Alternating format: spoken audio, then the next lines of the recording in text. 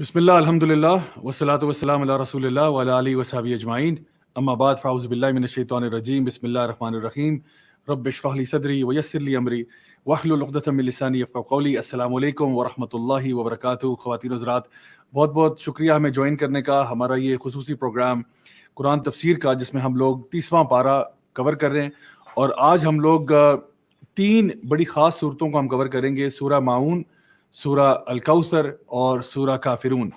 یہ 3 صورتیں جو ہیں، یہ اب ہم اپنے 30ویں پارے کے تقریباً اختتام تک پہنچنے والے ہیں، اور یہ ہمارا سفر جو ہے تھوڑا سا اس میں خوشی اس بات کی ہے کہ الحمدللہ اللہ تعالیٰ نے ہمیں توفیق عطا فرمائی کہ ہم اس رمضان کے بابرکت مہینے میں یہ خوبصورت صورتوں کا جو سلسلہ چلا تھا ان کو ہم اچھی طرح سے سمجھ سکیں۔ اور تھوڑا سا اداسی اس بات کی ہے کہ اب یہ سلسلہ اپنے اختتام کی طرف پہنچ رہا ہے، لیکن انشاءاللہ مجھے پوری امید ہے کہ ہم اس کو دوبارہ سے سورہ فاتحہ سے دوبارہ اس کا آغاز کریں گے، تاکہ ہم شروع سے قرآن مجید کو سمجھ کر پڑھنا شروع کریں انشاءاللہ۔ تو اس کے بعد انشاءاللہ ہم لوگ آج اپنی سورہ کا آغاز کرتے ہیں۔ جی، سورہ الماعون۔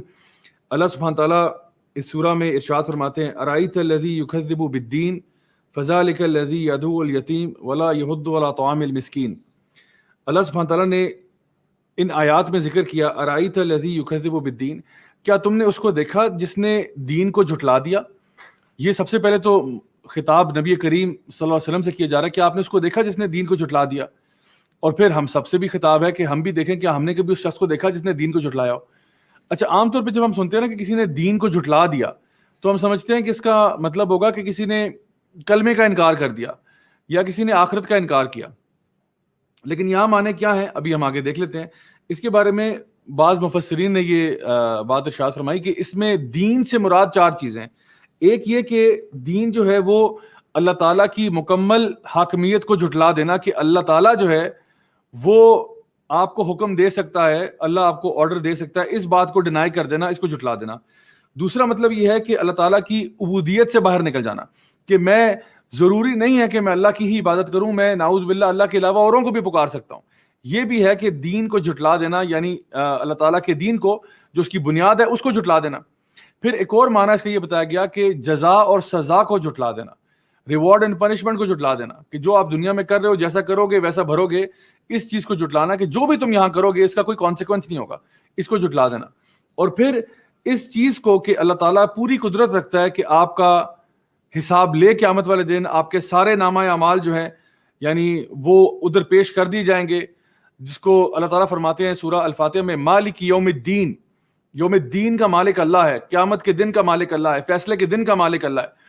تو اس دن کو بھی جھٹلا دینا، جزا سزا کو بھی جھٹلا دینا، اور اس قیامت کے دن کو بھی جھٹلا دینا۔ تو اس کو یہاں پہ کہا جا رہا ہے ارأیت الذی یکذب بالدین۔ اچھا، ارأیت سے مراد یہ بھی ہے کہ کیا آپ نے کبھی دیکھا ایسے کون لوگ ہوتے ہیں، کبھی آپ نے ارد گرد اپنے جائزہ لیا ہو، کچھ ایسے لوگوں سے پالا پڑا ہو، کچھ ایسے لوگوں سے واسطہ پڑا ہو جو ان چیزوں کو جھٹلا دیتے ہیں۔ ان کی علامت کیا ہے؟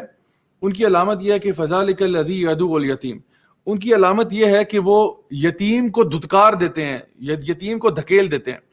اچھا، یہ مشرکین مکہ میں، قریش میں یہ بات عام تھی کہ جو بھی بیچارہ بچہ یتیم ہو گیا، اس کے والد کا انتقال ہوا ہے، تو سب سے پہلی بات جو اس کے ساتھ ہوتی تھی، سب سے بڑا ظلم جو اس کے ساتھ ہوتا تھا، سب سے پہلا ظلم یہ ہوتا تھا کہ اس کو وراثت میں کچھ نہیں ملتا تھا، کیونکہ فیملی کے جو بڑے ہیں وہ بیچ میں آ کے سارا مال ہڑپ کر دیتے تھے اور اس یتیم کو دھتکار دیتے تھے کہ چلو چلو نکلو، جب تک ابا جان تمہارے تھے نا تب تک تمہاری عزت تھی، اب تمہاری کوئی عزت نہیں ہے۔ تو وہاں پہ ایک ٹرائبل اور ایک آپ کہہ لیں کہ یعنی ان کے قبائل جو ہیں وہ آپس میں اس طرح سے کام کرتے تھے کہ اگر آپ کے پاس پاور ہے، یعنی آپ کے والد یا آپ کی ٹرائب آپ کو سپورٹ کر رہی ہے، پھر تو آپ کے پاس کچھ ہے، لیکن اگر کوئی آپ کے پاس ہے ہی نہیں تو پھر آپ یتیم ہو، آپ کا کوئی والی وارث نہیں ہے۔ اور اسی طرح سے اگر والد کا انتقال ہو گیا، بچے پیچھے چھوڑ گیا، تو بچوں کو ساروں کو نگلیکٹ کر کے کوئی بھی اور فیملی ممبر سارا مال ہڑپ کر کے وہاں سے نکل جاتا تھا۔ تو سب سے پہلا تو یہ تھا کہ یتیم کے ساتھ یہ ظلم ہوتا تھا۔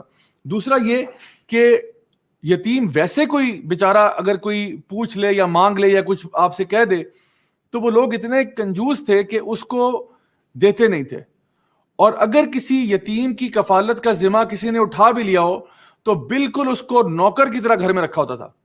یعنی ایک آپ اپنی طرف سے لوگوں کو یہ دکھا رہے ہیں، امپریشن دے رہے ہیں کہ جی میں تو یتیم کو پال رہا ہوں، لیکن یتیم کو پال کیسے رہے ہیں آپ نے اس یتیم کو بالکل نوکر سے بھی بدتر طریقے سے رکھا ہوا ہے، اس کو آپ ڈانٹتے ہیں, اس کو آپ مارتے ہیں, اس کو آپ نے اپنی پراپرٹی سمجھا ہوا ہے, ایسا سمجھا ہوا ہے کہ جیسے آپ نے کوئی غلام آپ کے ہتھے چڑھ گیا. اس طرح سے یتیموں کے ساتھ سلوک ہوتا تھا, کیونکہ ان کو پتہ ہی ہوتا تھا کہ بھئی جزا اور سزا تو ہونی نہیں ہے. ارائیت الذی یکذب بالدین, بھئی ہمارا حساب کتاب تو ہونا نہیں ہے.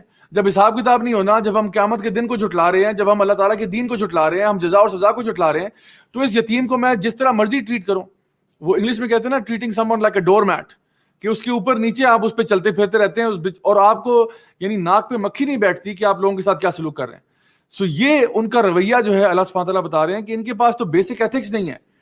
یہ تو وہ قریش جو اپنے آپ کو بڑا سمجھتے تھے, ہم نے پچھلی صورتوں میں پڑھا تھا کہ جن کو اللہ تعالیٰ نے فیور کیا تھا, یعنی ان کو سورہ فیل میں ہم نے پڑھا کہ اللہ تعالیٰ نے ان کو امن و سلامتی عطا فرمائی. سورہ قریش میں ہم نے پڑھا تھا کہ اللہ تعالیٰ نے ان کے لیے ٹریڈ روٹ کھول دیے, اتنا کچھ, اتنا نعمتوں سے نوازا, لیکن ان کا ریئیکشن کیا ہے؟ یعنی اللہ تمہیں کیوں نوازتا چلا جائے جب تم ایسا رویہ نہیں رکھتے ان کے ساتھ جو تمہارے سے طاقت میں کمزور ہیں. ان کے ساتھ تمہارا سلوک تو بڑا ہی ظالمانہ ہوتا ہے. اور یہ ایک معاشرے کا رواج ہے, ہمارے یہاں پہ بھی ہے, کہ جو آپ سے طاقت میں کمزور ہے اس کے اوپر آپ اپنا بس چلاتے ہیں, چاہے وہ کوئی ہمارا چپڑاسی ہو, یا کوئی سویپر ہو, یا کوئی ہمارے سرونٹس ہوں, یا کوئی میڈ ہو, یا کوئی بھی ایسا بندہ جو ہمارا سبارڈینیٹ ہو, ہمارا آفس میں کام کرتے ہیں, ہمارا کوئی جونیئر ہے جس پہ ہمارا بس چلتا ہے, ہم چلاتے ہیں. اللہ تعالیٰ دیکھ رہا ہے, اللہ تعالیٰ دیکھ رہا ہے کہ بھئی میں دیکھ رہا ہوں کہ میرے بندے جو ہیں جن کو میں نہیں پیدا کیا, وہ بھی اللہ نے اس کو بھی پیدا کیا, آپ کو بھی اللہ نے پیدا کیا. اللہ دیکھ رہا ہے کون کس کے ساتھ عدل و انصاف کرتا ہے. آگے فرمایا ولا یحض علی طعام المسکین, اور یہ لوگوں کو انکریج بھی نہیں کرتے طعام المسکین, مسکینوں کو کھانا کھلانے کے لیے. یعنی یہ بات تو سبحان اللہ ہر ریلیجن میں یونیورسلی ایکسیپٹیبل ہے کہ بھوکے کو کھانا کھلایا کرو. کون سا ایسا دنیا کا مذہب ہے جو کہتا ہے نہیں بھوکے کو مرنے دو؟ کوئی ایسا دین نہیں ہے. یہ تو ہیومن رائٹس کے بھی خلاف ہے کہ آپ کہیں کہ آپ بھوکوں کو کھانا نہیں کھلانا چاہتے. یونائٹڈ نیشنز جیسے ادارے بھی جو ہیں وہ بھی جا کے لوگوں کو کھلا پلا رہے ہوتے ہیں, پانی دے آتے ہیں, کہ افریقہ میں چلے آتے ہیں. حالانکہ ٹوٹلی وہ سیکولر فلاسفی پہ کام کر رہے ہیں, لیکن پھر بھی ان کو بھی پتا ہے کہ کچھ نہ کچھ ہیومن رائٹس ہونی چاہیے. چارٹر آف ہیومن رائٹس ان کا بھی ہے. لیکن یہ انسان کا ڈھیٹ پن آپ دیکھیں کہ ایک تو ہوتا ہے نا انسان خود نہ کھلا رہا ہو, ایک ہوتا ہے کہ انسان خود نہیں کھلاتا. یہاں پہ یہ نہیں کہا جا رہا کہ وہ خود نہیں کھلاتا, خود تو ڈیفینیٹلی نہیں کھلاتا, لیکن کہا جا رہا ہے ولا یحض علی طعام المسکین, کہ یہ تو دوسروں کو انکریج بھی نہیں کرتا کہ مسکین کو کھانا کھلاؤ. کیوں انکریج نہیں کرتا؟ کیونکہ جب یہ دوسروں کو انکریج کرے گا اور دوسرے یتیموں کو کھانا کھلانا شروع کریں گے, مسکینوں کو کھانا کھلانا شروع کریں گے, تو یہ ایکسپوز ہو جائے گا کہ یہ تو یہ کام نہیں کرتا. یعنی جب باقی لوگ, یعنی سارے لوگ ایک لیول پہ نا, اب کچھ لوگ نیکی والا کام کر رہے ہیں, یتیموں کو مسکینوں کو کھانا کھلا رہے ہیں, ان کا خیال رکھ رہے ہیں, تو اب یہ نہیں کر رہا نا, تو یہ برا ہو رہا ہے. تو وہ کہتا ہے بھائی میں کیوں برا بنوں, میں کسی کو کہتا ہی نہیں ہوں, میں کسی کو انکریج ہی نہیں کرتا کہ وہ یہ کام کرے. یعنی ایک انسان کی کنجوسی کا, بخیل ہونے کا کیا عالم ہوگا کہ جہاں پہ یہ بتایا جا رہا ہے کہ یہ تو مسکینوں کو کھانا کھلانے کے لیے انکریج بھی نہیں کرتا. کیوں نہیں کرتا؟ ارائیت الذی یکذب بالدین, اس لیے کیونکہ یہ یوم دین کو مانتا ہی نہیں ہے. اس لیے اس کے لیے سب سے بڑی چیز کیا ہے؟ پیسہ ہے, دولت ہے. یہ پیسہ بنانے کے چکروں میں لگا ہوا ہے. اور آپ دیکھیں آج ہمارا یہ جو ورلڈ ویو جس میں ہم رہتے ہیں, ویسٹرن ورلڈ ویو جو ہے, سیکولر لبرل ورلڈ ویو جو ہے, یہ ایک ایسا ورلڈ ویو ہے جو ہیڈنزم پہ بیسڈ ہے. Hedonism, what is hedonism? It is maximisation of pleasure and minimisation of pain. زیادہ تر دنیا جو ہے نا, جو سیکولر لبرل طبقہ ہے, وہ اس پرنسپل پہ زندگی گزار رہا ہے. اپنے پلیجر کو میکسیمائز کرو, پین کو منیمائز کرو. بھائی مجھے پیسے دینے سے پین ہوگا نا, کیونکہ میرے جیب سے پیسے جا رہے ہیں, میں کیوں کسی کو دوں؟ وہ میرا کیا لگتا ہے, اس سے مجھے کیا فائدہ ہو رہا ہے؟ مجھے تو پیسے اس کو دینے چاہیے جس سے مجھے فائدہ ہوتا ہے. اگر فائدہ ہو رہا ہے, اور آپ دیکھیں ایسا ہوتا ہے ہمارے آفس میں بھی, ہمارے گھروں میں, ہمارے فیملی ریلیشنز میں, ہم اسی کو گفٹ دیتے ہیں زیادہ تر جس سے ہمیں کوئی ریوارڈ یا ریٹرن ایکسپیکٹڈ ہوتا ہے. ایک امپلائی ہوگا نا, باس کو جا کے خوب چاپلوسیاں کرے گا, مکھن لگائے گا, گفٹ دے کے کہ سر یہ میں نا جب میں گیا تھا ایکچولی لاہور ٹریول کیا, تو میں وہاں سے آپ کے لیے خاص جو ہے نا یہ مٹھائی لے کے آیا ہوں. تو یہ مٹھائی تم نے اپنے جونیئر کو کیوں نہیں کھلائی؟ اس لیے کیونکہ وہ جونیئر فائدہ نہیں دے سکتا, باس دے سکتا ہے. تو اکثر اوقات یعنی ہمارا وہ جینوئننس جو ہے نا, لوگوں کے لیے جینوئن ہو کے پیار محبت کا جذبہ رکھنا اور ان کے لیے خیر خواہی کا معاملہ کرنا, کہ یہ بھی اللہ کی مخلوق ہے, اس کے بجائے ہم اپنا مفاد ڈھونڈ رہے ہوتے ہیں. اکثر آپ نے دیکھا ہوگا ہمارے شادی بیاہ کے موقعوں پہ اور برتھ ڈیز پہ ایسا کی چیزوں پہ لوگ جب گفٹ گیونگ کرتے ہیں تو کیا کرتے ہیں؟ کہتے ہیں اچھا اس نے کتنے روپے دیے تھے شادی پہ بیٹا؟ جی اس نے 1000 دیے تھے. بس اس کو بھی 1000 ہی دینے, اب 1000 سے اوپر نہیں دینے. اس نے کتنے دیے تھے؟ اس نے 500 دیے تھے, بس 500 ہی دینے ہیں اس کو بھی. ہم جو خرچ بھی کر رہے ہیں نا, اپیرنٹلی اللہ کی راہ میں کر رہے ہیں, کسی کو گفٹ دے رہے ہیں, وہ بھی اس لیے کر رہے ہیں کہ اس نے دیا تھا تو اس کا بدلہ ہم چکا رہے ہیں. یہ ہمارا فلسفہ بنا ہوتا ہے. تو اللہ تعالیٰ فرماتے ہیں کہ یہ وہ لوگ ہیں جو بیسک ہیومن رائٹس کے بھی خلاف ہیں, یعنی کہ اتنی ان کے اندر سینس نہیں ہے کہ وہ ہیومن رائٹس کی جو بیسک جو ویلیو سارے مانتے ہیں ان کو بھی مان لیں. اللہ تعالیٰ آگے فرماتے ہیں فویل للمصلین, آیت نمبر 4 اور 5 میں. اچھا, اس کی وجہ سے نا, ان آیات کی وجہ سے بعض مفسرین کی رائے یہ ہے کہ یہ جو اگلی آیات ہیں یہ مدینہ میں نازل ہوئی ہیں. ویسے تو یہ سورہ مکی ہے, لیکن بعض مفسرین کے نزدیک ان آیات کی جو اگلی آ رہی ہیں 4, 5, 6, ان کی وجہ سے وہ کہتے ہیں کہ یہ سورہ جو ہے اس کا یہ حصہ کم از کم مدنی, اگر پوری سورہ مدنی نہ بھی ہو. کیوں؟ کیونکہ یہاں کہا جا رہا ہے فویل للمصلین, برباد ہو جائے نماز پڑھنے والے. ویل ہے نمازیوں کے لیے. بھائی نمازیوں کے اوپر ویل کیوں ہو رہی ہے؟ ہم نے پیچھے پڑھا تھا ویل لکل ہمزۃ لمزہ, تباہی اور بربادی ہمزہ لمزہ کے لیے. تو یہاں پہ ویل للمصلین کہا جا رہا ہے, نماز پڑھنے والے بھی اسی طرح برباد ہو جائیں. کیوں؟ الذین هم عن صلاتهم ساہون الذین هم یراؤون, یہ جو سستی اور کاہلی کے ساتھ نماز کی طرف آتے ہیں اور یہ جو دکھاوے کی نمازیں پڑھتے ہیں. دو اسلوب بتائے جا رہے ہیں جو لوگ نماز پڑھتے ہیں. اچھا, یہ نماز جو ہے نا, سبحان اللہ, اللہ تعالیٰ بتا رہے ہیں نماز پڑھنے والے ہلاکت کن کے لیے, جو کہ نماز میں غافل ہیں, ہیڈلسلی نماز پڑھ رہے ہیں. یہ نماز کون سی ہوتی ہے؟ ایک ہوتا ہے کبھی پڑھ لی کبھی نہیں پڑھی. مطلب میں یہ بتا رہا ہوں کہ یہ جو فویل للمصلین میں کون لوگ آ رہے ہیں, ایک جو نمازی بے نمازی ہے وہ تو اس کا تو معاملہ ہی اور ہے نا, جو بے نمازی ہے اس کا تو معاملہ ہی اور ہے. وہ تو حدیث مبارکہ میں آتا ہے کہ قیامت کے دن جو ہے ان سے پہلا سوال جو پوچھا جائے گا وہ نماز کا ہوگا. اگر وہ کلیئر ہوا تو پھر آگے جائیں گے, ورنہ ادھر سے ہی واپس, وہاں سے آگے کوئی انٹری نہیں آپ کی. یہ بات ہو رہی ہے جو نماز پڑھتے ہیں ان کی. فویل للمصلین, کون سے مصلین؟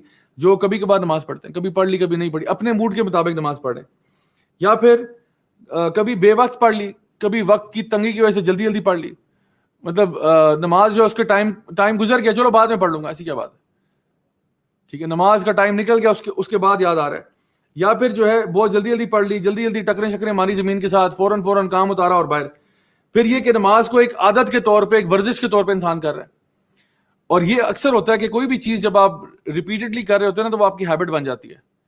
مثال کے طور پہ اگر آپ بچپن میں آپ نے سائیکل چلائی, تو سائیکل چلانا جب آپ سیکھ رہے تھے اس ٹائم پہ آپ بڑے کانشیس تھے کہ میں سائیکل چلا رہا ہوں, لیکن بعد میں جب سائیکل چلانا آ گئی نا تو پھر آپ کے لیے وہ سیکنڈ نیچر بن گیا. اب آپ بس ادھر ادھر دیکھ رہے ہوتے ہیں اور سائیکل خود بخود ہی چل رہی ہوتی ہے. سیم معاملہ گاڑی کے ساتھ بھی ہے. گاڑی چلانا جس نے پہلی دفعہ سیکھی ہے, یا موٹر سائیکل چلانا, شروع میں بڑا کانشیسلی آپ کر رہے ہوتے ہیں, لیکن اس کے بعد وہ عادت بن جاتی ہے. تو کبھی کبھار نماز بھی عادت بن جاتی ہے کہ انسان اس نماز کے اندر ہر چیز کو یاد کرتا ہے سوائے اللہ تعالیٰ کو. حالانکہ اللہ تعالیٰ نے فرمایا تھا کہ اقیم الصلاۃ لذکری, نماز قائم کرنا میرے ذکر کے لیے, میری یاد کے لیے. لیکن ہم نماز کے اندر اللہ کے ذکر کو بھول جاتے ہیں. تو ایک تو یہ مراد ہے کہ ایسے لوگ جو کہ خشوع کے ساتھ نماز نہیں پڑھ رہے, بہت لیزینس کے ساتھ نماز پڑھ رہے ہیں, بڑی مشکلوں سے مر کے نماز پڑھ رہے ہیں. اور دوسرا اگر پڑھتے بھی ہیں تو دکھاوے کی. اب یہ جو دکھاوے کی نماز ہے نا, یہ تو منافقین کی نماز ہے. یعنی منافقین کا مسئلہ مکہ میں نہیں تھا, مدینہ میں تھا. اس لیے علماء کی رائے میں نے آپ کو بتایا کہ انہوں نے کہا کہ یہ والا پورشن اس کا مدنی ہو سکتا ہے, کیونکہ نماز کے اندر یہ ڈنڈی مارنے والا کام جو ہے نا, یہ مدینہ میں شروع ہوا تھا, جہاں منافقین آ گئے. اور ان میں سے کئی پہلے صف کے نمازی بھی تھے, لیکن وہ صرف دکھاوے کی نماز پڑھتے تھے. اس کی بنیادی وجہ ایک تو یہ تھی کہ ہم مسلمانوں کی جماعت والے ہی سمجھے جائیں. ہیں تو اندر سے منافق ہے, ہمیں پتہ بھی ہے منافق ہے, لیکن مسلمان یہ نہ سمجھیں کہ ہم ان کے علاوہ کوئی چیز ہیں, کیونکہ ہم مسلمان ہونے کے لیے کچھ پرکس مل رہے ہیں. جو لوگ مسلمان ہیں ان کو کچھ فیورز مل رہے ہیں, تو اس لیے ہم وہ فیورز لینا چاہتے ہیں, تو اس لیے ہم اس جماعت کا حصہ بنے ہوئے. تو یہ ان کا اصل جو تھا نا کرائٹیریا, وہ یہ تھا. اور یہاں پہ جو کہا جا رہا ہے نا کہ الذین هم یراؤون, اس سے پتہ یہ بھی چلتا ہے کہ انسان کی نماز جو ہے وہ دکھاوے کی نماز ہے, وہ اللہ کے لیے نہیں ہے. حالانکہ ہمارا عبادت جو ہے نا وہ اللہ کے لیے ہونی چاہیے تھی, مخلصین لہ الدین حنفاء, جیسا کہ بخاری شریف کی حدیث میں بھی آتا ہے. پہلی حدیث ہے کہ انما الاعمال بالنیات, اعمال کا دار و مدار نیت پر ہے. تو اگر آپ کی نیت ہی ٹھیک نہیں ہے اور آپ نماز جیسا عمل بھی کر رہے ہیں, نیت آپ کی ٹھیک نہیں ہے, تو وہ عمل ریجیکٹ ہو جاتا ہے, قبول نہیں ہے. آپ کوئی بھی نیک کام سوچتے ہیں, آپ نے کہا کہ میں نے کوئی اللہ کی راہ میں صدقہ کرنا ہے, میں نے تلاوت قرآن کرنی ہے, میں نے کوئی کام کرنا ہے, لیکن اس کے پیچھے نیت اللہ کے لیے نہیں ہے, تو ایسا کام تو ضائع ہو جائے گا آپ کا. تو اس لیے نیت کا ہونا بڑا ضروری ہے. ضروری نہیں ہے کہ نیت کو اپنی زبان سے ادا کیا جائے, ٹھیک ہے, نیت دل میں ہوتی ہے. آپ کے دل کو پتہ ہے آپ کیا نیت کر رہے ہیں, تو وہ نیت جو آپ کریں گے وہ آپ نے خالص اللہ کے لیے کرنی ہے, کہ مجھے اور کسی سے کوئی غرض نہیں ہے, بس اللہ راضی ہو جائے. اچھا یہ بات ہے کہ ہمیں عبادت کرنے کے بعد یا کوئی بھی نیک کام کرنے کے بعد ہمیں اگر کوئی ہماری تعریف کرے تو ہمیں خوشی ہوتی ہے. چلیں نیک کام نہ ہی صحیح، آپ ویسے کوئی نارمل کام دنیاوی کام دیکھ لیں. کسی نے کھانا بنایا فار ایگزامپل، اب انہوں نے کھانا بنایا، اب کھانے بنانے پہ تعریف ہوئی ہے تو کس کو بری لگتی ہے؟ آپ نے کوئی چیز، آپ کسی آفس میں کام کرتے ہیں، آپ نے کوئی پروجیکٹ جو ہے کمپلیٹ کیا، باس نے تعریف کی، کس کو بری لگتی ہے؟ ایک بچہ ہے وہ ایگزام کی تیاری کر رہا ہے، ایگزام میں اچھے نمبر آ گئے، سارے تعریف کر رہے ہیں ماشاءاللہ بہت لائق ہے، اس کو برا لگے گا؟ نہیں، اچھا لگے گا، ظاہری بات ہے. ہم سب کو تعریف اچھی لگتی ہے جب ہمیں پریز کیا جاتا ہے کہ تم نے اچھا کام کیا، ویل ڈن، اچھا لگتا ہے. اسی طرح سے ایک انسان نیکی کرتا ہے اور نیکی کرنے پہ اس کو لوگ شاباش دیتے ہیں تو اچھا لگتا ہے کہ میں نے نیکی کی، مجھے شاباش مل رہی ہے، الحمدللہ، مجھے پتھر نہیں پڑ رہے، مجھے ڈنڈے نہیں پڑ رہے نیکی کرنے پہ، الحمدللہ. لیکن میں آپ سے کہہ رہا ہوں کہ آپ یعنی کسی نیکی کرنے کے اوپر شاباش ملنا اور اس کو پسند کرنا بری بات نہیں ہے، لیکن نیکی کرنا ہی اسی لیے کہ لوگ پسند کریں اور شاباش دیں، ورنہ میں نہیں کروں گا، یہ پرابلم ہے. آئی ہوپ کہ آپ کو میری بات سمجھ میں آ رہی ہے. نیکی کے اوپر آپ کی تعریف ہونا یہ مسئلہ نہیں ہے. فار ایگزامپل اگر میں کہیں لیکچر دیتا ہوں، ٹھیک ہے، میں لیکچر دیتا ہوں اور لوگ کہتے ہیں جی ماشاءاللہ بڑا اچھا لگا، میرا دل بڑا اسے موو ہوا، میں اپنی عادتیں چھوڑنا چاہتا ہوں، بری والی ساری جتنی بھی ہیں، اور الحمدللہ اللہ آپ کو بہت جزائے خیر، اچھی بات ہے الحمدللہ.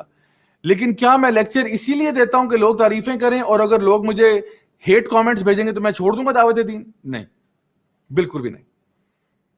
اقبال نے کہا تھا نا، اگرچہ بت ہیں جماعت کی آستینوں میں، مجھے ہے حکم ازاں لا الہ الا اللہ. میں نے تو بھائی نیک کام کرنا ہے، لوگ اس پہ تعریف کریں یا لوگ مجھے گالیاں نکالیں، میں نے تو کرنا ہے بھائی، میں تو نہیں رک سکتا اس کام سے. سو اصل چیز جو ہے نا وہ یہ ہے کہ آپ نماز اللہ تعالیٰ کے لیے پڑھیں. الذین هم یراؤون ویمنعون الماعون. یہ معون کیا ہے؟ یہ کہتے ہیں ہر برتنے والی چیز کو، چھوٹی چھوٹی معمولی والی چیزیں، یہ تو وہ بھی نہیں دیتا تھا. یعنی کہ یہ معمولی برتنے والی چیزیں جو ہیں وہ بھی کسی کو نہیں دیتے تھے اگر کوئی بیچارہ مانگ لے تو. یہ اس میں کیا ہے؟ فار ایگزامپل کسی نے آپ سے کوئی گھر آیا، اس نے کہا بھائی آپ کے پاس اسکرو ڈرائیور ہوگا؟ آپ نے کہا نہیں ہے، جاؤ. اسکرو ڈرائیور نہیں دے سکتے اس کو. اس نے کہا بھائی آپ کے پاس سے کوئی پلیٹ مل جائے گی، ہمارے ذرا مہمان آئے تو کوئی برتن وغیرہ دے دیجیے گا؟ نہیں، جاؤ یہاں سے. ماچس مل جائے گی بھائی، ماچس ہوگی آپ کے پاس؟ نہیں سوری، جاؤ. کچھ بھی، مطلب چھوٹی سی چیز جو ہے نا، کوئی بھی چھوٹی سی چیز آپ سے مانگ رہا اور آپ کہہ رہے اتنے کنجوس ہو، آپ اتنے کنجوس ہو کہ آپ نہیں دے رہے. عجیب بات ہے. مطلب یہ ان کی کنجوسی کا عالم. اور یہ سٹارٹ کہاں سے ہوا تھا؟ ارایت الذی یکذب بالدین. بھائی جو آخرت کو ہی نہیں مانتا، جو جزا اور سزا کا ہی منکر ہوا ہے، جس کی پوری زندگی بس اپنے پلیجرز کو سیٹسفائی کرنا ہے اور اپنے ڈیزائرز کو فالو کرنا ہے، وہ کیوں دے گا آپ کو؟ نکلو یہاں سے، جاؤ یار، میرا ٹائم ضائع نہ کرو. تو یہ اللہ تعالیٰ ان کو ایکسپوز کر کے رکھ دیا. اللہ تعالیٰ نے قریش کو نا ایکسپوز کر دیا کہ تمہیں ہم نے ہاتھیوں والے لشکر سے بچایا، تمہیں ہم نے ٹریڈ روٹ تمہارے لیے کھول دیے، تمہارے لیے مال کو وسیع کر دیا، اور تمہاری کنجوسی کا عالم یہ ہے وَيَمْنَعُونَ الْمَاعُونَ. تم تو چھوٹی موٹی چیزیں دیتے ہوئے تمہیں تکلیف ہوتی ہے. کیا تمہاری حیثیت ہے؟ تم بڑے فنے خواہ بنے پھرتے ہو، تم کیا چیز ہو؟ اللہ تعالیٰ نے نا اس صورت میں ایکسپوز کر دیا ان کو. اچھا یہاں پہ ایک سوال شاید پیدا ہو سکتا ہے کہ آپ کہیں کہ بھئی کچھ لوگ ہوتے ہیں وہ چیزیں بورو کر کے دیتے نہیں ہیں. یہ بڑا اہم مسئلہ ہے شریعت کا. کچھ لوگ ہوتے ہیں وہ چیز آپ سے بورو کرتے ہیں، واپس ہی نہیں کرتے. اب آپ کو یہ ڈر لگاؤ کہ بھئی وَيَمْنَعُونَ الْمَاعُونَ میں نہ آ جاؤں، کسی نے مجھ سے کہا بھائی پین دینا، اور وہ جب بھی اس کو پین دیتا ہوں وہ لے کے واپس ہی نہیں آتا، اب کیا کریں؟ تو دیکھیے یہ شریعت میں اچھی چیز نہیں ہے کہ آپ کسی سے کوئی چیز لیں اور واپس نہ کریں، بلکہ یہ گناہ میں آئے گا، کیونکہ وہ اس نے آپ کو لینڈ کی ہے، اس نے آپ کو ہدیہ نہیں کر دی، اس نے آپ کو ہبہ نہیں کر دی، اس نے آپ کو گفٹ نہیں دے دیا کہ یہ لو پکڑو میرا پین اور تمہارا ہو گیا. یہ بھائی کوئی پتہ نہیں کوئی چیز کس کے لیے کیا ویلیو رکھتی ہے یا کتنی امپورٹنٹ ہے. ہو سکتا ہے اس کے ابا جان نے اس کو یہ پین دیا ہو مرنے سے پہلے، اور اس نے آپ کو دیا، آپ پین لے کے غائب ہو گئے، تو اس کے لیے اس کے ساتھ ایک سینٹیمنٹل ویلیو بھی تھی. تو یو نیور نو کس کی کیا چیز ہے. تو کسی بھی چیز کو نا بلٹل نہیں کرنا چاہیے. اور اس کا ایک میں آپ کو چیز بتاتا ہوں، صحیح بخاری کی حدیث ہے. نبی کریم صلی اللہ علیہ وسلم ایک دفعہ صحابہ کے ساتھ بیٹھے ہوئے تھے اپنے حجرے کے باہر، تو امہات المومنین میں سے، آپ کی ازواج مطہرات میں سے ایک نے کچھ کھانے کی چیز بھیجی، اور جن زوجہ محترمہ کے حجرے کے باہر ہیں ان کے گھر میں اب وہ خادم جو ہے وہ ریسیو کر رہا ہے، ٹھیک ہے. تو کیا ہوا کہ وہ جب کھانے کی پلیٹ کہیں اور سے آئی، کہ مطلب ان کی دوسری وائف کی جو ہے نا گھر سے آئی تھی، تو جب یہ یہاں پہ آئی تو انہوں نے کیا کیا، انہوں نے اس کو ایسے جھٹکا تو وہ پلیٹ گری اور ٹوٹ گئی. تو آپ صلی اللہ علیہ وسلم جو ہے، اب دیکھیں کہ یہ کتنا محبت بڑا رویہ آپ صلی اللہ علیہ وسلم کا. آپ نے کوئی ان کو ڈانٹا نہیں, کوئی ان کو کچھ نہیں کہا, برا بھلا نہیں کہا کہ بھئی وہاں سے چلو کھانا ہی آیا تھا نا, اتنی کیا بڑی بات ہوگی, تو آپ نے پلیٹ ہی توڑ ڈالی ان کی. آپ نے کچھ نہیں کہا, آپ نے کچھ نہیں کہا, آپ سمپلی وہاں سے اٹھے, اپنی گیدرنگ سے اٹھے, آپ نے سارے وہ جو ٹوٹے ہوئے پیسز تھے ان کو سمیٹا اور ان کو جو ہے نا ایک سائڈ پہ رکھا اور کہا کہ تمہاری ماں کو غیرت آ گئی. اللہ اکبر, تمہاری ماں کو غیرت آ گئی. کہ بھئی ٹھیک ہے, اگر اس نے ایسا فیل کیا تو اس کا رائٹ ہے, وہ فیل کر سکتی ہے, کوئی اور تانا نہیں دیا. اور پھر آپ نے کیا کہا, آپ نے کہا یہ جو پلیٹ ہے نا اس کو ہم جوڑ لیں گے کس طریقے سے, جو بھی ہے اس کا کوئی ٹانکا لگا لوگوں کے کچھ نہ کچھ جوڑ لیں گے اس کو, یہ اب اس گھر میں رہے گی. اب یہ دیکھیں ذرا, یہ میں آپ کو بتانا چاہتا اصل بات, یہ جو ٹوٹا ہوا برتن ہے اب یہ یہاں رہے گا اور اس گھر سے نیا برتن اب وہاں جائے گا. تو پلیٹ آپ نے توڑ دی تھی لیکن اب نئی پلیٹ آپ نے وہاں دینی ہے کیونکہ آپ نے ان کی پلیٹ توڑی ہے.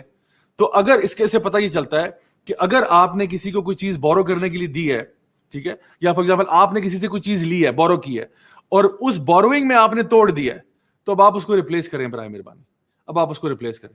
ایک بھائی نے مجھے بتایا انہوں نے کسی کو اپنا آئی پیڈ دیا, آئی پیڈ بورو کرنے کے لیے, اگلے نے اس آئی پیڈ کے اوپر پاؤں رکھ کے توڑ دیا اس کو.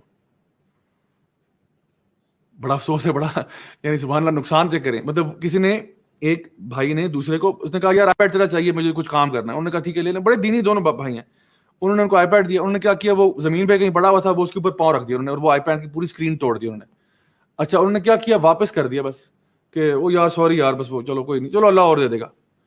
یہ غلط بات ہے, یہ غلط بات ہے. اب آپ نے توڑا, اب آپ اس کو پے کریں یار. مطلب اس نے آپ کو نیکی کی ہے, اس نے آپ کو دیا ہے, آپ اس کو توڑ کے واپس کر رہے ہیں, یہ کوئی طریقہ تو نہیں ہے نا. تو اس لیے ایک طرف یہاں جو بتایا جا رہا ہے کہ ان کی کنجوسی کا عالم یہ تھا کہ وہ اللہ کی راہ میں دیتے نہیں تھے, کوئی بندہ چھوٹی سے چھوٹی چیز مانگتا نہیں دیتے تھے. تو ٹھیک ہے, اگر ایک انسان آپ کو پتا ہے کہ وہ ہیبیچولی نہیں دیتا اور چیزیں توڑ دیتا ہے, پھر آپ اس کو ریفیوز کر سکتے ہیں. اگر ایک بندہ آپ کو پتا ہے کہ یہ ہر دفعہ چیز توڑ دیتا ہے, ڈیمیج کرتا ہے, اور اتنا ہے کہ یہ واپس ہی نہیں, یا تو چیز واپس نہیں کرتا یا ڈیمیج کر کے دیتا ہے, تو پھر آپ اس کو نہ دیں. جیسے آپ نے دیکھا ہوگا کہ لائبریریز میں اگر ایک جو بندہ لائبریری سے بک ایشو کرا رہا ہے ہر دفعہ بک پھاڑ کے واپس کرتا ہے یا اس کو مس ٹریٹ کرتا ہے, وہ کہتے ہیں بھائی آپ کی ممبرشپ کینسل کر رہے ہیں. آپ کو طریقہ ہی نہیں پتا بکس کو ہینڈل کیسے کرنا ہے, کیونکہ آپ پتہ نہیں وہ سالن روٹی بھی کھا رہے ہوتے ہیں تو اسی ہاتھ سے آپ صفحے پلٹ رہے ہوتے ہیں. یہ کیا کرتے ہیں آپ, ساری بکس خراب کر دی ہیں آپ نے. تو اس لیے you have to treat things with justice. تو یہ اس کا معاملہ ہے. آگے آتے ہیں جی اگلی سورہ پہ آج کی, وہ ہے جی سورہ الکوثر. اور اس میں اللہ سبحانہ تعالیٰ فرماتے ہیں انا اعطیناک الکوثر فصل لربک وانحر ان شانئک هو الابتر. اللہ اکبر, انا اعطیناک الکوثر. اچھا یہ الکوثر کیا ہے, اس پہ ہم آتے ہیں انشاءاللہ, لیکن اس سے پہلے ذرا ایک یہ دیکھ لیں کہ نبی کریم صلی اللہ علیہ وسلم جب یہ سورہ نازل ہوئی ہے تو تب کیا معاملہ تھا. اچھا نبی کریم صلی اللہ علیہ وسلم کا جو نیبر تھا نا, بالکل نیبر, وہ تھا ابو لہب, ابو لہب اور اس کی وائف, ٹھیک ہے. اچھا یہ دونوں جو ہیں, اچھا وہاں پہ نیبرہڈ کا مطلب یہ نہیں تھا جو ہمارے آج نیبرہڈ ہوتے ہیں کہ ہمارا گھر ہے اس کے بعد ایک دو پلاٹ چھوڑ کے دوسرا گھر ہے, یا پھر گھر جو ہے ان کے بیچ میں ایک بڑی دیوار ہے اور کمرے ہیں اور ان کی آواز ہمیں نہیں آتی, ہماری آواز ان کو نہیں جاتی. یہ لوگ مٹی کے گھروں میں رہنے والے ہیں اور گھروں کے آگے ایک اوپن ایریا بھی ہوتا ہے, ایک پورشن ہوتا ہے جہاں پہ لوگ صحن جس کو ہم کہتے ہیں, تو ان کی آوازیں ادھر جاتی ہیں, ان کی آوازیں ادھر آتی ہیں.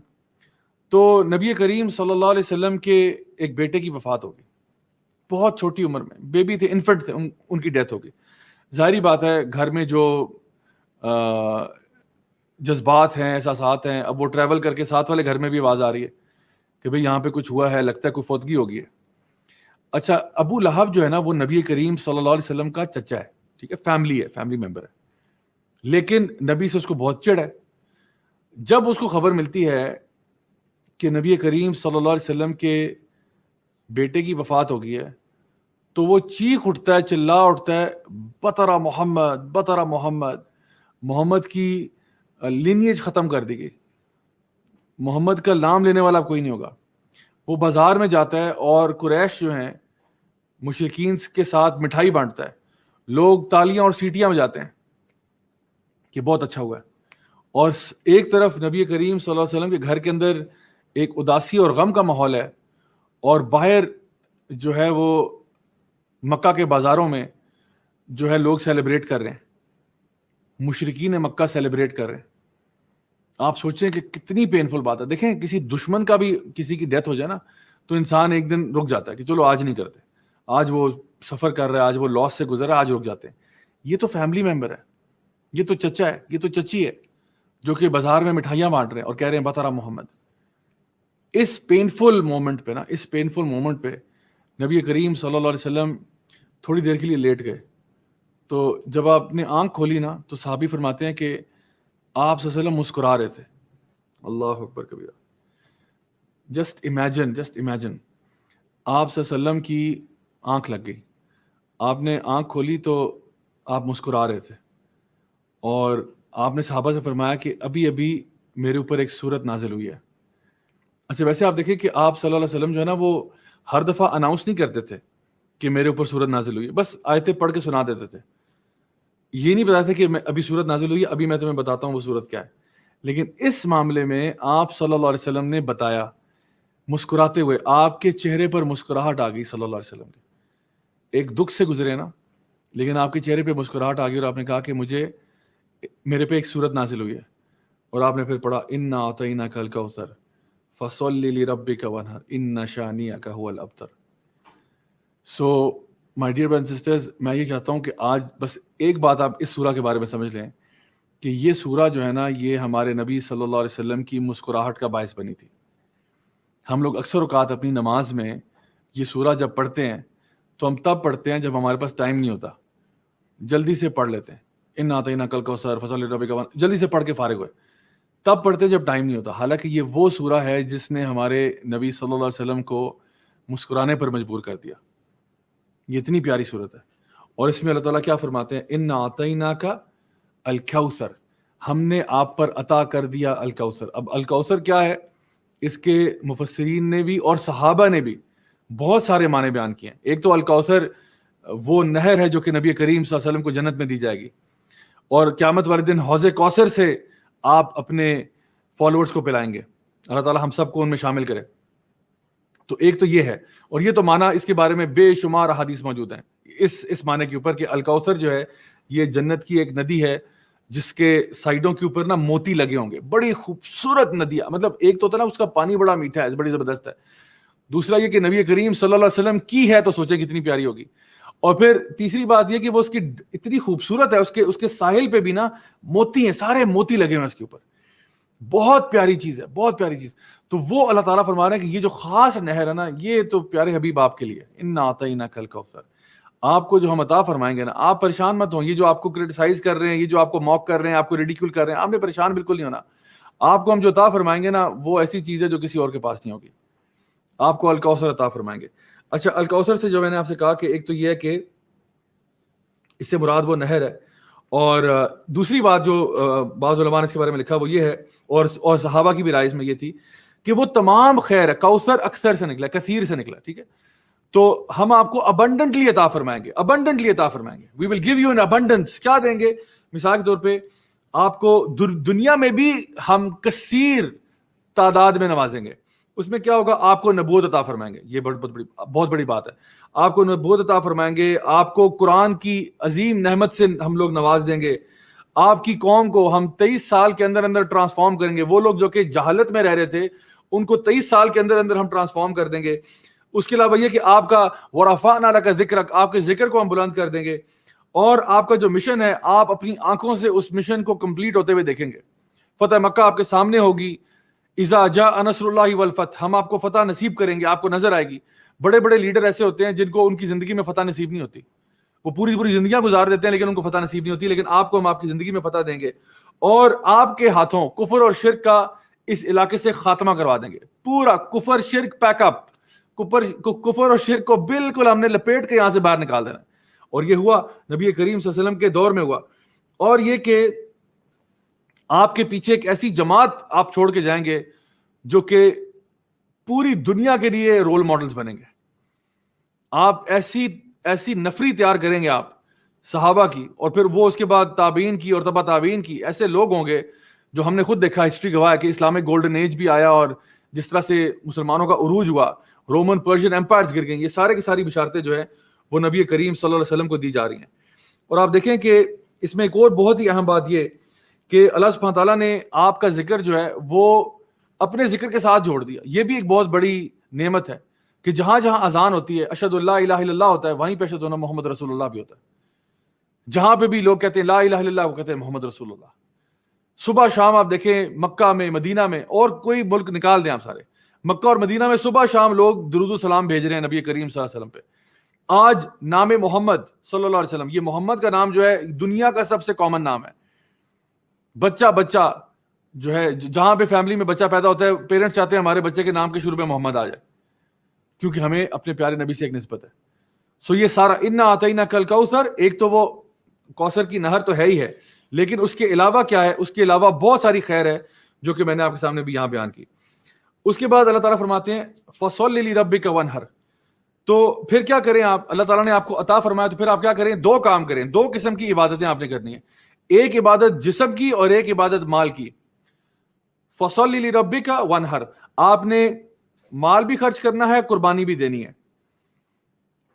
یعنی آپ نے عبادت کرنی ہے، نماز بھی پڑھنی ہے آپ نے اللہ کے یہاں، جس کے لیے وہ آیت آتی ہے نا قرآن مجید میں کہ قل ان صلاتي ونسكي ومحياي ومماتي للہ رب العالمین، کہ میری نماز، میری قربانی، میرا جینا مرنا سب اللہ تعالیٰ کے لیے. تو نبی کریم صلی اللہ علیہ وسلم کو یہ کہا جا رہا ہے کہ پھر آپ کیا کریں؟ آپ کو ہم نے عطا کر دیا، اب آپ پریشان مت ہوں، آپ اپنے کام پہ فوکس کریں، آپ نماز قائم کریں، اللہ کی راہ میں قربانیاں دیں. آپ یہ کریں، اپنی جان سے بھی ایفرٹ لگائیں اور مال سے بھی ایفرٹ لگائیں. دونوں قسم کی عبادتیں جو ہیں وہ آپ کریں تاکہ اللہ تعالیٰ آپ سے قبول فرمائے. اور یہ جو کفار مکہ ہیں جو آپ کے خلاف ہیں اور کہتے ہیں بطرہ محمد کی لینیج ختم ہے. ویسے بطرہ کا مطلب ہوتا ہے لٹرلی، اگر آپ دیکھیں لغت کے اعتبار سے، تو جب کسی جانور کی دم کاٹ دی جاتی ہے نا تو اس کو بطرہ کہتے ہیں کہ اس جانور کی دم کاٹ دی ہے. تو یہ ایک بہت ہی ریڈیکیولنگ اور بہت ہی موکنگ سٹائل تھا یہ کہنے کہ اب تیرا نام لینے والا کوئی نہیں ہوگا. کیونکہ اس معاشرے میں نام لینے والا کون ہوتا تھا؟ نام لینے والا میل فیملی ممبر جو، اور آج بھی ہم دیکھتے ہیں ایسا ہی ہے کہ جو میل فیملی ممبر ہوتا ہے وہ اپنے باپ دادا کی جو نام ہے اس کو آگے لے کے جا رہا ہوتا ہے. اور جو فیمیل ہوتے ہیں وہ نارملی جس فیملی میں جاتے ہیں تو اس کی فیملی کیسا بن جاتے ہیں، وہ ان کی جو ہے نا لیگیسی کو آگے لے کے جاتے ہیں. تو اس نے کہا تیرا تو بیٹا ہی کوئی نہیں ہے، تو اب تیرا نام لینے والا کون ہوگا؟ حالانکہ تاریخ گواہ ہے کہ نبی کریم صلی اللہ علیہ وسلم کے نام لینے والے تو بہت ہیں.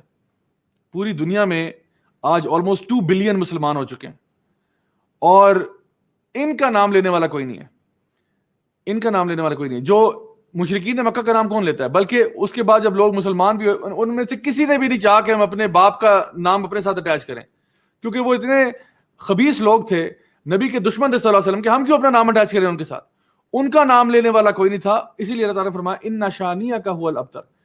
یہ جو آپ کے خلاف بول رہے ہیں نا، یہ اصل میں یہ ابتر ہوں گے، یہ کٹ جائیں گے. جتنے بھی آپ کے دشمن ہیں یہ کٹ جائیں گے. اور میں سمجھتا ہوں کہ آج جو بھی ہم دیکھتے ہیں فرانس میں ہو رہا ہے، یا سوئٹزرلینڈ میں، یا ڈچ میں فار ایگزامپل جو ہے نا، ڈچ جو کر رہے ہیں، کارٹون بنا دیتے ہیں نبی کریم صلی اللہ علیہ وسلم کے بارے میں، یا کوئی اور خاکے بنا دیتے ہیں، یا کوئی توہین آمیز فلم بنا دیتے ہیں، یا کوئی اور بھی کانٹینٹ جو بھی بناتے ہیں. اللہ تعالیٰ فرما چکا ہے کہ نبی کریم صلی اللہ علیہ وسلم کے خلاف بات کرنے والا وہ خود ہی ذلیل و رسوا ہوگا. میلکم ایکس نے بڑی خوبصورت بات کی تھی. اس نے کہا تھا کہ to try to defame the prophet صلی اللہ علیہ وسلم is like spitting at the sun. یعنی جو لوگ نبی کے بارے میں گستاخی کرنا چاہتے ہیں وہ ایسے ہی جیسے سورج کی طرف تھوک رہے ہیں. کیا ہوگا؟ وہ تھوک ان کے منہ پہ آگے گرے گا.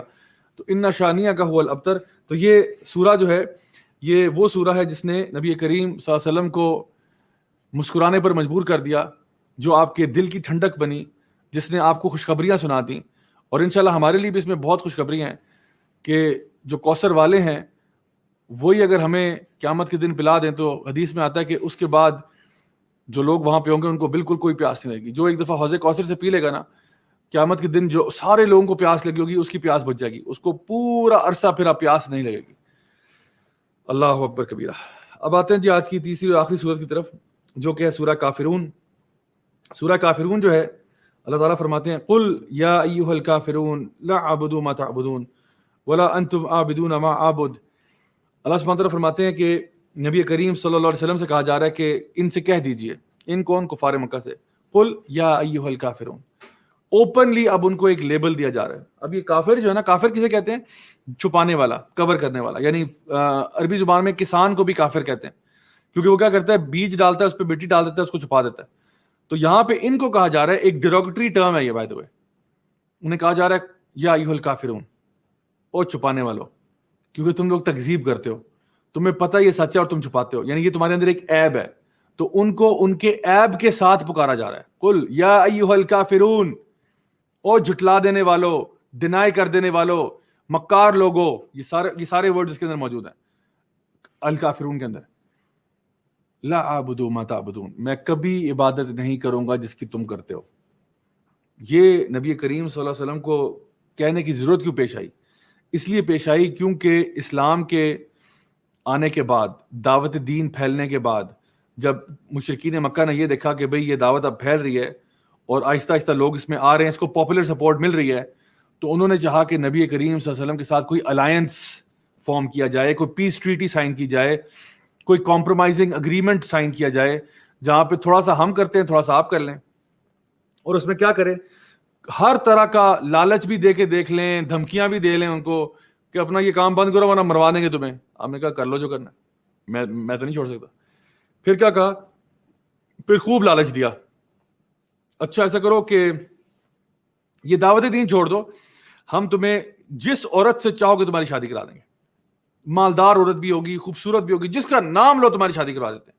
اچھا یہ بتاؤ, تمہیں اگر مال چاہیے تمہارے قدموں میں مال لا کے پھینکتے ہیں, تمہیں پاور اتھارٹی چاہیے, ہم تمہیں جو ہے نا لیڈر بنا دیتے ہیں, اور بتاؤ. حتیٰ کہ انہوں نے یہ بھی یہاں تک انہوں نے آگے بات کر دی, انہوں نے کہا کہ اچھا چلو ایسا کرتے ہیں, 1 سال ہم تمہارے خدا کی عبادت کریں گے, 1 سال تم ہماروں کی عبادت کر لینا. بس روکو نہیں لوگوں کو, یہ نہ کہو کہ ہمارے خدا غلط ہیں, اپنے تم نے کرنی ہے تم کرو, یہ نہ کہو ہمارے خدا غلط ہیں. اصل مسئلہ یہ تھا کہ اسلام ان کی عقیدوں کو چھیڑنے کے لیے آیا تھا. اسلام کی جو انہوں نے ایک فیک قسم کی پلورلسٹک سوسائٹی بنائی ہوئی تھی نا, جہاں پہ ہر چیز چلتی ہے, اس کو اسلام توڑنے کے لیے آیا تھا کہ یہ سب غلط ہیں سوائے اللہ تعالیٰ کی ذات کے. لا الہ الا اللہ, کوئی خدا نہیں ہے تمہارا, کوئی عبادت کے لائق نہیں سوائے اللہ کی ذات کے.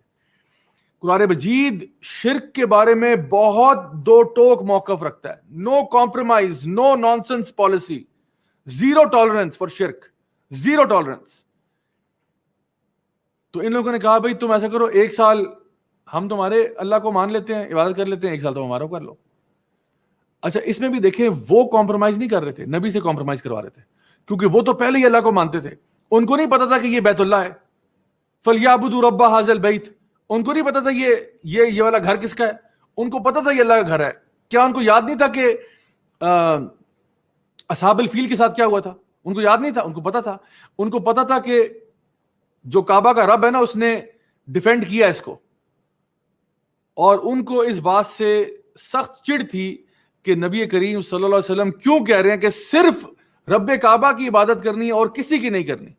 ہمارا بزنس حرج ہوتا ہے بھائی, ہمارا بزنس کے اوپر یعنی پرابلم آئے گا ہمارے بزنس. اتنے 360 تو بت ہیں, اتنے لوگ آتے ہیں عبادت کرنے کے لیے, سب کا بزنس ڈاؤن ہو جائے گا. تو ان کے لیے یہ پرابلم تھا. اور اسی لیے جب آپ صلی اللہ علیہ وسلم نے فرمایا کہ لا اعبد ما تعبدون, میں کبھی کمپرومائز نہیں کروں گا, میں کبھی تمہارے اس ایجنڈا پہ نہیں آؤں گا. دیکھیے یہ ایک بڑا امپورٹنٹ بات ہے, وہ یہ ہے کہ باطل جو ہے نا, باطل, اس میں سچ کی آمیزش ہوتی ہے. یہ بات بڑی امپورٹنٹ ہے. باطل کے اندر سچ کی آمیزش ہوتی ہے, اگر نہ ہوتی تو باطل ہر کسی کے لیے باطل ہوتا اور واضح ہوتا.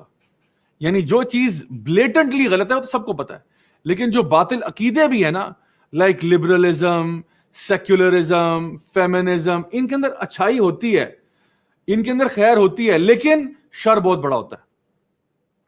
لیکن جو حق ہے نا, حق کے اندر 1% بھی باطل نہیں ہوتا. نبی کریم صلی اللہ علیہ وسلم حق لے کر آئے تھے, یہ انہیں کہہ رہے ہیں اس میں تھوڑا سا باطل ڈال دو نا, تھوڑا سا کمپرومائز کرو, تھوڑا سا ہم کرتے ہیں, تھوڑا سا تم تو پہلے ہی کمپرومائز کر رہے ہو, تمہارا تو کوئی دین ایمان ہی کوئی نہیں ہے, تمہارا تو پورا کا پورا عقیدہ ہی کمپرومائز پہ بیسڈ ہے, تمہارا تو عقیدہ ہی پورا باطل ہے, اس میں تھوڑا تھوڑا سچ سپرنکل ہوا ہے, موسٹلی سارا گند ہے, موسٹلی سب جھوٹ ہے. تمہارے لیے کمپرومائز کرنا از نو بگ ڈیل, تم تو بچپن سے یہ کرتے آ رہے ہو. لیکن جس پہ دین حق نازل ہوا ہے, جس پہ اللہ تعالیٰ کی توحید کی دعوت پہنچ گئی ہے, وہ کیسے اس کے اندر تمہارا گند مکس کر لے. یعنی میں آپ کو مثال دیتا ہوں, امیجن کریں کہ دودھ کا ایک گلاس ہے, دودھ کے گلاس کے اندر ایک قطرہ پیشاب کا گر جائے, one drop of urine, will you drink it? No you won't. کیوں؟ بندہ کہتے ہیں بھائی پورا گلاس تو دودھ ہے نا, بھائی خالص دودھ ہے یہ, ابھی ہم نے بھینس سے نکال کے لے کے آئے, بالکل فریش 100% آرگینک دودھ ہے, ایک قطرہ یار, صرف ایک 0.1 ملی لیٹر اس میں جو ہے نا یورین کا آ گیا, تو کیا ہو گیا؟ آپ پی لیں گے؟ نہیں پئیں گے. کیوں نہیں پئیں گے؟ کیونکہ اس خالص دودھ کو خراب کرنے کے لیے یہ ایک قطرہ بھی کافی ہے, یہ ایک قطرہ بھی کافی ہے. اسی طرح سے ہمارا جو دین ہے نا وہ توحید پر بیسڈ ہے, اس کو خراب کرنے کے لیے تمہاری ہلکا سا کمپرومائز بھی کافی ہے. تم نے کہا چلو تم 360 بت نہیں مانتے, نہ مانو.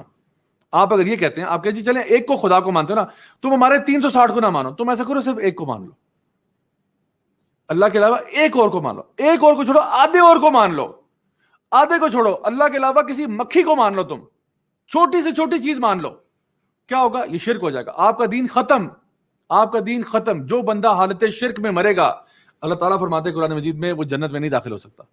اللہ چاہے اپنی رضا سے جو گناہ معاف کرنا چاہے معاف کر سکتا ہے, لیکن شرک کو اللہ تعالیٰ معاف نہیں کرے گا.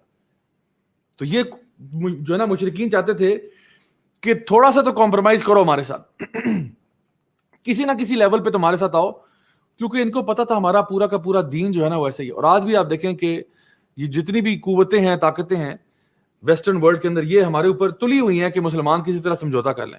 LGBTQ کو آپ ایکسیپٹنس دے کے تو دیکھیں, آپ فلاں ہمارے جو قوانین ہیں ان کو ایکسیپٹنس دے کے تو دیکھیں. کنٹینیوسلی پیچھے پڑے ہوئے ہیں کہ مسلمان جو ہے نا وہ اپنے قرآن کو چھوڑ دیں, قرآن سے ریلیکس ہو جائیں, اور کہ ہاں اب جو ہمیں لاجکلی بات سمجھ میں آ رہی ہے وہ ہم فالو کریں گے, قرآن کو فالو نہیں کریں گے.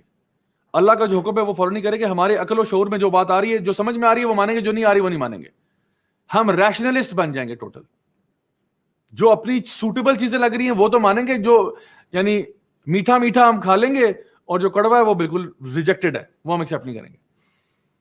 اچھا, اب یہاں پہ دیکھیے کہ اللہ تعالیٰ نے فرمایا کہ وَلَا أَنْتُمْ عَابِدُونَ مَا أَعْبُدُ لَكُمْ دِينُكُمْ وَلِيَ دِينِ. تو بار بار اس میں ایک تکرار ہے, ریپیٹ کیا گیا کہ اور میں کبھی عبادت نہیں کروں گا جس کی تم کرتے ہو, اور تم کبھی نہیں کرو گے جس کی میں کرتا ہوں. تمہارے لیے تمہارا دین, میرے لیے میرا دین, تم ادھر اور میں ادھر, ختم بات. اب یہ ڈفرنس کریٹ ہو گیا, لکم دینکم ولی دین. اب پتہ چل گیا, اس کو سیموئل ہنٹنگٹن نے کہا تھا کلیش آف سیولائزیشنز, سبحان اللہ, کہ اب جو ہے نا کلیش آ گیا. بیکاز جب آپ نے اتنا کہتے ہیں کہ بھائی ادھر تم آرام سے ادھر ہو, ٹھیک ہے, زیادہ فری ہونے کی ضرورت نہیں ہے, زیادہ don't try to make me compromise, ٹھیک ہے, I am never ever going to compromise on my دین, ٹھیک ہے, I would prefer death than to compromise upon توحید اللہ سبحانہ تعالیٰ. اور تم اپنا دین اپنے پاس رکھو, میرا دین میرے ساتھ ہے, ٹھیک ہے. یہ بڑا کلیئر سگنل ہے, بڑا کلیئر سگنل ہے کہ ہم تمہارے ساتھ کبھی بھی اس میں شریک نہیں ہو سکتے. اچھا, یہاں پہ بعض مفسرین نے یہ لکھا کہ جو تکرار ہے نا اس کے دو معنی ہیں, کہ جہاں پہ کہا گیا کہ میں عبادت نہیں کروں گا جس کی تم کرتے ہو, اور تم نہیں کرو گے جس کی میں کرتا ہوں, پھر کہا میں اس کی نہیں کروں گا جس کی تم کرتے ہو, تم نہیں کرو گے جس کی میں کرتا ہوں. تو اس تکرار سے ایک مراد یہ لی گئی کہ میں اس کی عبادت نہیں کروں گا جس کی تم کرتے ہو. تم کس کی عبادت کرتے ہو؟ تم عبادت کرتے ہو اپنے آباء و اجداد کی, فرشتوں کی, اللہ کے ولیوں کی. تم نے ان کے بت بنا کے رکھے ہوئے ہیں, ان کو تم سمجھتے ہو یہ اللہ تعالیٰ کے بیچ میں اور تمہارے بیچ میں کوئی وسیلہ ہے, اور ان کی میں عبادت نہیں کروں گا. لا اعبد ما تعبدون, میں اس کی عبادت نہیں کروں گا جس کی تم کرتے ہو, اور تم بھی اس رب کی خالص عبادت نہیں کرو گے جس کی میں کرتا ہوں. تم نے بھی بیچ میں شرک کو گھسیڑنا ہے ضرور, مجھے پتا ہے. اور اس کا ایک معنی دوبارہ جو تکرار ہو رہی ہے اس کو یہ بھی ہے کہ میں اس طرح عبادت نہیں کروں گا جس طرح تم کرتے ہو, اور مجھے بھی پتا ہے کہ تم اس طرح عبادت نہیں کرو گے جس طرح میں کرتا ہوں. کیوں؟ کیونکہ نبی کریم صلی اللہ علیہ وسلم عبادت کیسے کرتے تھے؟ سجدہ ریز ہو جاتے, سجدے میں گر جاتے. اور یہ نبی کریم صلی اللہ علیہ وسلم کا اللہ کی بارگاہ میں سجدے میں گر جانا ان کو سخت ناپسند تھا. آپ کو پتا ہے ابو جہل نے آپ صلی اللہ علیہ وسلم کی گردن پہ پاؤں رکھنا چاہا, لوگوں نے آپ کے اوپر وہ کیمل کے اندر سے جو انٹسٹائنز اور وہ ساری چیزیں اٹھا کے پھینک دیتے تھے. یعنی ان کو اتنی چڑ تھی کہ نبی سجدہ کیوں کرتے ہیں, کیونکہ سجدے کی جو پوزیشن ہے نا, سبحان اللہ, یہ الٹیمیٹ سبمیشن کی پوزیشن ہے, کہ بس اللہ کی بات ہوگی, جو بس اللہ کا جو حکم ہے میں آگے اللہ کے سجدہ ریز ہوں. واسجد واقترب, واسجد واقترب, میں سجدے کے ذریعے اللہ سے قریب ہوتا ہوں.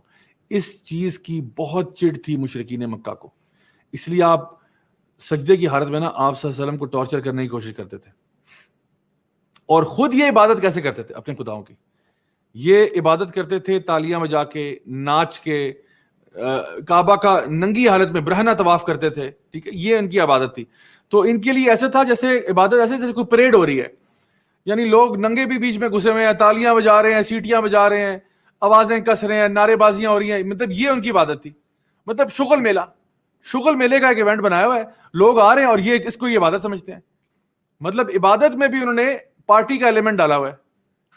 جس طرح آج اللہ معاف کرے ہمارے کئی ٹی وی شوز جو ہے وہ رمضان کے مہینے میں بھی پارٹی کا ماحول بنایا ہوا ہے. انا للہ و انا الیہ راجعون. یہ وہ مہینہ تھا جس میں لوگوں کو عبادت کرنی چاہیے تھی. لوگ اللہ تعالیٰ کے دین کے ساتھ جڑیں، قرآن پڑھیں، حدیث پڑھیں، چیریٹی کریں، صدقہ خیرات کریں، اللہ کی راہ میں لوگوں کو دعوت دین پہنچائیں. نہیں، آپ نے گیم شو کروانے ہیں، آپ نے لوگوں کو رمضان کے مہینے میں بھی ڈانس کروانے ہیں اور فضول بالکل ٹائم ویسٹنگ ایکٹیویٹیز کرانی ہے. مشرکین مکہ جو تھے نا، ان کو اس طرح کی عبادت بڑی پسند تھی. مزے کی عبادت ہو، یہ عبادت ٹھیک ہے. اللہ کے آگے سجدہ ریز ہونا، قیام اللیل کرنا، راتوں اٹھے رہنا، بھئی یہ کیا ہے؟ رمضان کے روزے رکھنا، یہ عبادتیں نہیں. تو نبی کریم صلی اللہ علیہ وسلم ان کو دو سگنل دے رہے ہیں. ایک تو یہ کہ میں اس کی عبادت نہیں کروں گا جس کی تم کرتے ہو، اور میں اس طرح بھی عبادت نہیں کروں گا جس طرح تم کرتے ہو، اور نہ تم اس طرح کرو گے جس طرح میں کرتا ہوں. اور پھر ان کے درمیان ایک کلیئر کٹ لائن ڈرا کی جا رہی ہے، لکم دینکم ولی دین. تمہارا دین ادھر رکھو، میرا دین میرے پاس ہے، بس. اب تمہارے ساتھ no further questions. I am not compromising. یہ سورہ جو ہے نا، یہ بڑی دو ٹوک سورہ ہے. اور اسی لیے ہم یہ بات دیکھتے ہیں کہ اسلام جو ہے نا وہ شرک اور توحید کے معاملے میں بہت کلیئر ہے. ہم اللہ تعالیٰ کے ساتھ شرک نہیں کر سکتے تین ایسپیکٹس کے اندر، یعنی تین طریقوں کا شرک ہوتا ہے. ایک ہوتا ہے شرک ربوبیہ کا، یعنی اللہ کے علاوہ کسی اور کو رب ماننا کہ یہ کائنات کا نظام اللہ کے علاوہ کوئی چلا رہا ہے. نمبر دو، اللہ کے علاوہ کسی اور کو الہ سمجھنا، عبادت کے لائق سمجھنا. کوئی بھی عبادت کی چیز جو ہے وہ اللہ کے علاوہ کسی کے لیے کرنا. نبی کریم صلی اللہ علیہ وسلم فرماتا الدعاء هو العبادہ، دعا بھی عبادت ہے. دعا بھی آپ اللہ کے علاوہ کسی اور سے نہیں مانگ سکتے کہ فلانے تو دے دے. کوئی بندہ فوت ہو چکا ہے، ٹھیک ہے، اس سے اب آپ دعائیں مانگ رہے ہیں کہ جی تو مجھے عطا فرما. اس کی استطاعت ہی نہیں ہے کہ وہ یہ کام کرے، وہ تو فوت ہو چکا ہے، وہ تو عالم برزخ میں ہے. سو اب یہ ہے کہ کسی اور سے دعا مانگنا، یا پھر کوئی عبادت کسی کے آگے سجدہ کرنا اللہ کے علاوہ کسی اور کا. جو چیز عبادت کی ہے نا، اللہ کے علاوہ کسی کے ساتھ نہیں ہو سکتی. سجدہ کرنا عبادت ہے، کسی اور کے آگے نہیں ہو سکتا. چاہے کوئی قبر ہو، چاہے کوئی بت ہو، چاہے کوئی مجسمہ ہو، نہیں ہو سکتا. یعنی جو بھی ہے جو ہے طواف کعبہ کا ہی ہوگا. اب کسی اور کی زیارت پہ طواف کر رہے ہیں، آپ نہیں کر سکتے. آپ جو چیز عبادت ہے وہ اللہ کے لیے، تو ہر عبادت اللہ کے لیے. یہ دوسری چیز ہے. اور تیسری کیا ہے کہ اللہ تعالیٰ کے جو اسماء و صفات ہیں، اللہ تعالیٰ کے جو نیمز اینڈ ایٹریبیوٹس ہیں، وہ خالص اللہ کے ہیں. ان کے اندر کسی کو شریک کرنا، جیسے کہ یہ کہنا کہ نعوذ باللہ کہ یا تو اللہ کی صفات لوگوں کو دے دینا کہ جس طرح اللہ الحی القیوم ہے، ہمیشہ رہنے والا، اللہ خود سے قائم ہے، اللہ کسی کے اوپر ڈیپینڈنٹ نہیں ہے. یہ چیز اگر آپ کہیں کسی بندے میں بھی ہے تو یہ شرک ہے. یا پھر بندوں کی کوالٹیز جو ہیں، ویکنس اللہ کو دے دی جائے. جیسے کہ کرسچنز نے کہا تھا نا کہ اللہ تعالیٰ نے 7 دن میں دنیا کو پیدا کیا اور آخری دن 6 دن میں دنیا کو پیدا کیا، 7ویں دن آرام کیا. تو اللہ تعالیٰ فرماتے ہیں لا تأخذہ سنۃ ولا نوم. اللہ کو نہ اونگ آتی ہے نہ نیند آتی ہے. اللہ کو تھکاوٹ نہیں ہوتی. تھکاوٹ تمہیں ہوتی ہے انسانوں، تمہیں تھکاوٹ ہوتی ہے. یہ تھکاوٹ اپنی اللہ کے اوپر منسوخ نہ کرو. اور یہ کہنا کہ نعوذ باللہ اللہ کا بیٹا ہوا، یہ تمہاری چیز ہے. اللہ تعالیٰ فرماتے ہیں کہ لم یلد ولم یولد، نہ اللہ کسی کا باپ ہے اور نہ کسی کا بیٹا ہے. تو یہ جو انسانی ایٹریبیوٹس ہیں نا، یہ اللہ تعالیٰ کی طرف منسوخ نہ کیا کرو. تو یہ 3 قسم کا شرک ہے، شرک ربوبیہ کا، الوہیہ کا اور اسماء و صفات کا. تو یہ ہے جی اس سورہ کا ایک 2 ٹوک موقف. لیکن پھر بھی اللہ تعالیٰ سورہ یوسف میں آیت نمبر 102 میں ارشاد فرماتے ہیں کہ لیکن پھر بھی وما یؤمن اکثرهم باللہ الا هم مشرکون، لیکن پھر بھی ان میں سے زیادہ تر لوگ جو ہیں جو اللہ پر ایمان لاتے ہیں، وہ ایمان نہیں لاتے جب تک کہ وہ اس میں شرک نہ ڈالیں. بڑی افسوس کی بات ہے. وہ لوگ جو اللہ تعالیٰ پر ایمان کا دعویٰ بھی کرتے ہیں، وہ بھی ایمان نہیں لاتے سوائے اس کے کہ وہ شرک کرتے ہیں. پہلے اللہ تعالیٰ ہمیں شرک سے بچائے، اللہ تعالیٰ ہمیں توحید پر قائم رکھے. اللہ تعالیٰ ہمیں ان لوگوں میں سے بنائے جو اللہ تعالیٰ کا شکر کرنے والے ہیں، جو اللہ تعالیٰ کی نعمتوں کا شکر کرنے والے ہیں، جو اللہ تعالیٰ کے دین پر چلنے والے ہیں، اور جو کبھی بھی شرک پر اور توحید پر کمپرومائز نہیں کرتے. جو اپنے دین پر، مطلب دین کے معاملے میں نا ہمارا موقف بڑا دو ٹوک ہونا چاہیے. ہاں طریقہ آپ کا نرم ہو، بات کرنے کا طریقہ حکمت والا ہو، انداز اچھا ہو، لیکن موقف پہ ہم نے ٹس سے مس نہیں ہونا. یہ اصل بات ہے. تو اللہ تعالیٰ ہم سب کو عمل کرنے کی توفیق عطا فرمائے.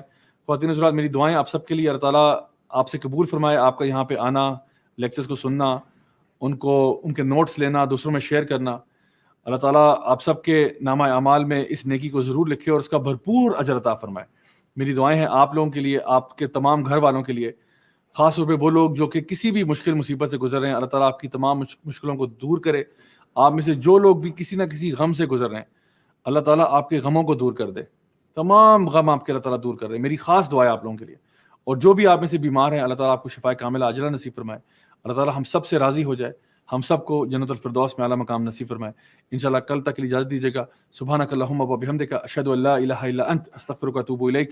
بارک اللہ فیکم، والسلام علیکم ورحمۃ اللہ وبرکاتہ۔